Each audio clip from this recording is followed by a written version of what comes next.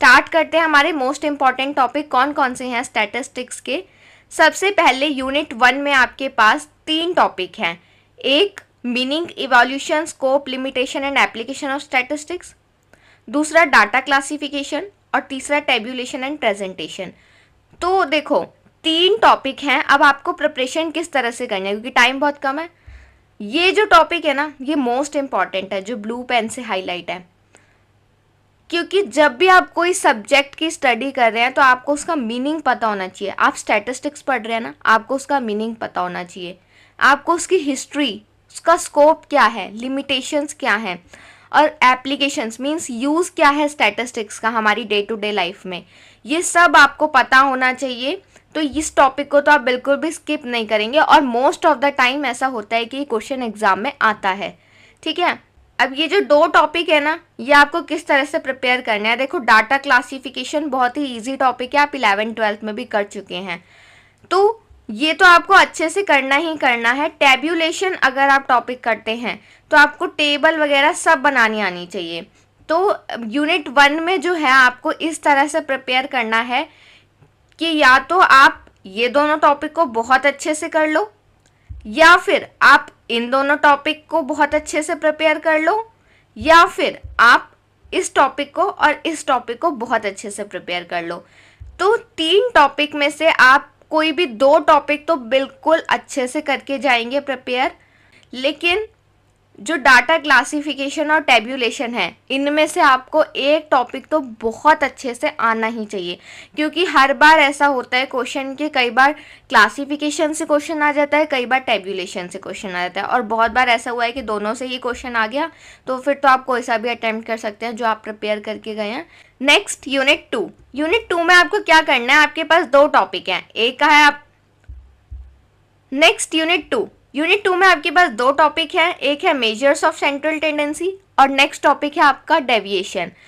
तो आपको किस तरह से प्रिपेयर करना है, अगर आप इन दोनों में से कोई एक टॉपिक करके जा रहे हैं, मान लो आपने सेंट्रल टेंडेंसी टॉपिक किया है तो आप इसकी थ्योरी भी करेंगे प्लस प्रैक्टिकल क्वेश्चंस भी आप प्रिपेयर करेंगे। मीन्स आपको पता होना चाहिए मीन, मोड, मीडियन के जो जितने भी प्रैक्टिकल आपकी बुक में दिए हुए हैं वो सब आपको आने चाहिए।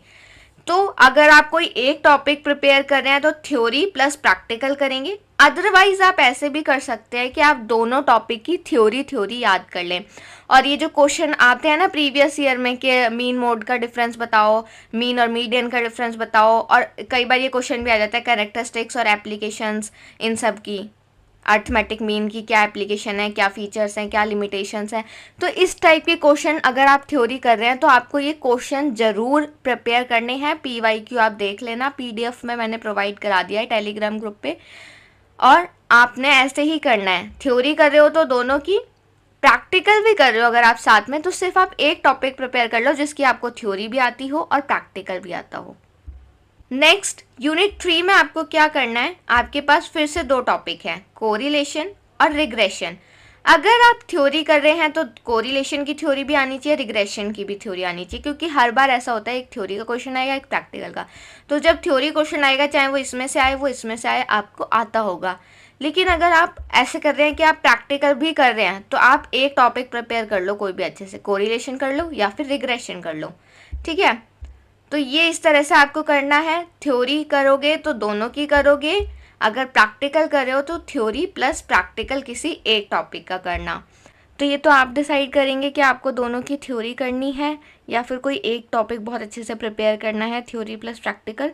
लेकिन उसके साथ साथ ये जो मैंने ब्लू पेन से हाईलाइट करे हैं 2 question, most of the time ये क्वेश्चन आपसे एग्जाम में पूछे जाते हैं, तो ये तो आपको प्रिपेयर करके जाने ही जाने हैं। जिसमें आपका पहला क्वेश्चन है difference between Karl Pearson correlation and Spearman correlation.